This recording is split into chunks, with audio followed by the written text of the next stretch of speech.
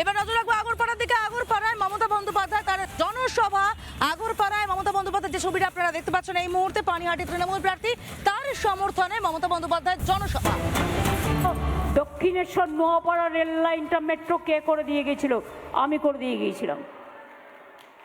দক্ষিণেশ্বরে sky walk কে করে দিয়েছে? আমি। জল, রাস্তাঘাট, পানীয় জল এগুলো ওরা করেছে, ওরা বলবে। জিজ্ঞেস করুন এই যে কল্যাণী এক্সপ্রেসওয়ে, আজকে আপনার গর্ব হয় না? হঠাৎ নিবেদিতা ব্রিজ দিয়ে ফটাং করে চলে যাচ্ছেন নদিয়া কল্যাণী পর্যন্ত, তারপরে কল্যাণী থেকে নদিয়া, কখনো নবদ্বীপ ধাম, কখনো শান্তিপুর, কখনো ইস্কন, কলকাতা থেকে তাড়াতাড়ি চলে যাচ্ছেন বড়মার মন্দির থেকে শুরু করে সর্বত্র। চোখে পড়ে না?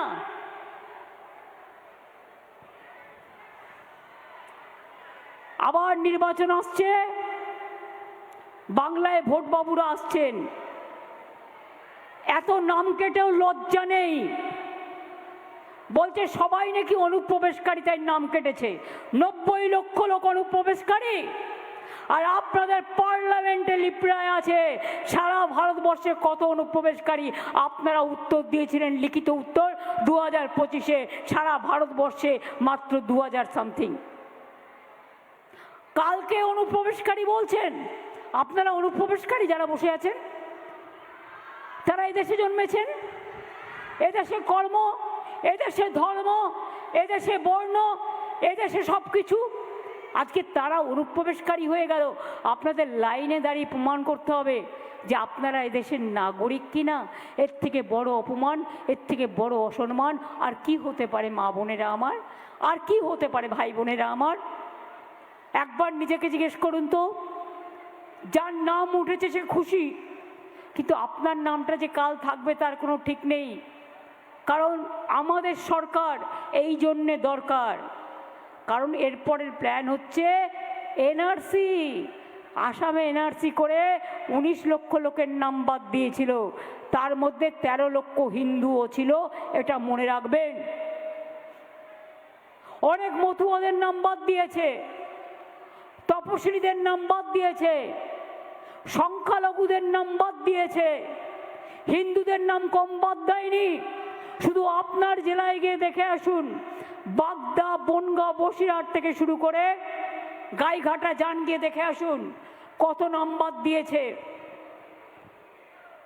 আজকে নাকি উনি বলেছেন, মানে আমোদি পামোদি বাবুরা বলেছেন, বাংলায় নাকি মাছ উৎপাদন হয় না, বিহারে নাকি এত মাছ উৎপাদন হয় যে বাইরে রপ্তানি করতে হয়, বাইরে বেচতে হয়। আমি বলি তুমি তো বিহারে মাছ খেতেই দাও না, আমাদের এখানে তো পাঁচা হয়, বাজারে সব কিনে নেয়, সব খায়। আগে তো বাংলায় সব মাছ হায়দ্রাবাদ থেকে আসতো, এখন হস্তে হয় না। তুমি সংখ্যাটা জানো? পার্টি যা বলে দিচ্ছে কানে কানে তাই বলছো। রাজস্থানে মাছ মাংস ডিম খাওয়া বন্ধ, বিহারে বন্ধ, উত্তরপ্রদেশে বন্ধ, দোকানও বন্ধ। আর এখানে বলছো বিহারে এত মাছ উৎপাদন হয় যে বাইরে পাঠাতে হয়। তুমি তো মাংস এখান থেকে বাইরে পাঠাও, তুমি গোমাংস ওমানে পাঠাও এখান থেকে। তুমি সৌদি আরবিয়ার গলায় যখন কোলাকুলি করো, একবারও কি ভাবো ও হিন্দু না মুসলমান? দেশের বাইরে এক নীতি আর দেশের ভেতরে আর এক নীতি। ছদ্মবেশী মুখোশ, বহুরূপী ভাই বোনরা যেমন নানা রূপে সাজতে পারে, এটা ওদের পেশা। আর বিজেপির হচ্ছে মিথ্যে কথা বলার নেশা, জুবলা গভর্নমেন্ট। সব রাজ্যে মাছ বন্ধ করে দিয়েছে, মাংস বন্ধ করে দিয়েছে, ডিম বন্ধ করে দিয়েছে।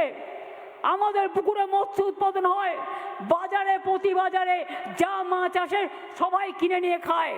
কেউ মাছ খায়, কেউ মাংস খায়, কেউ ছাতু খায়, কেউ ধোকলা খায়, কেউ লিট্টি খায়, এটা তাদের ব্যাপার। কে কি পড়বে, কে কি খাবে, কে কি গাইবে। আর ভোটের সময় এসে তোমরা কি করো? ধরুন এটা একটা কাগজ, আমি এরকম করে দেখলে আপনি বুঝতে পারবেন এটা কাগজ, কিন্তু ওনারা ব্যবহার করে টেলিপ্রম্পটার।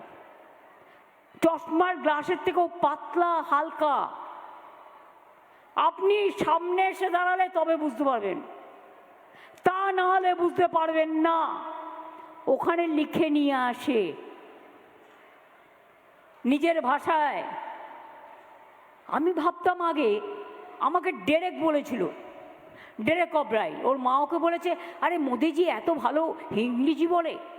তো ডেরেক বলেছিল তুমি জানো না আসল চালাকি, ওই টেলিপ্রম্পটারে লেখা থাকে ওটা পড়ে বলে।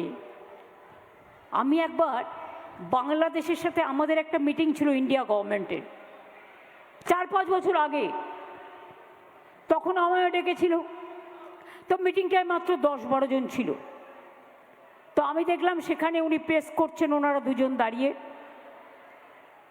আর প্রেস করছেন যখন আমি দেখলাম, কাছে বসেছিলাম, স্পষ্ট টেলিপ্রম্পটার দেখে বলছেন, এখানেও সেরকম এসে বলেন দুটো বাংলায় লিখে নিয়ে। ধরুন আমি মেঘালয়ে গেলাম, আমি নিজের বাংলা ভাষায় মেঘালয়ের ভাষাটা লিখে নিলাম।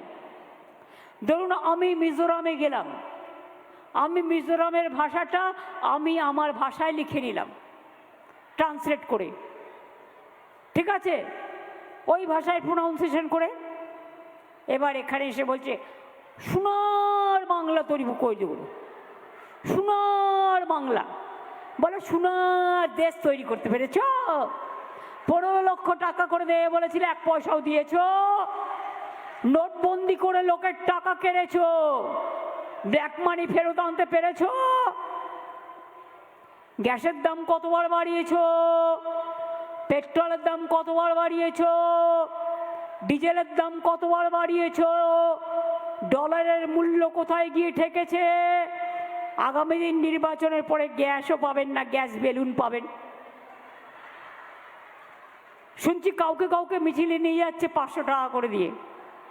আবার কারো কারো বাড়িতে গিয়ে বলছে, কথাগুলো ভালো করে শুনুন, কাজে লাগবে, আপনার ব্যাংকের অ্যাকাউন্ট নাম্বারটা দিন, টাকা পাঠাবো। আমি পরিষ্কার সতর্ক করছি,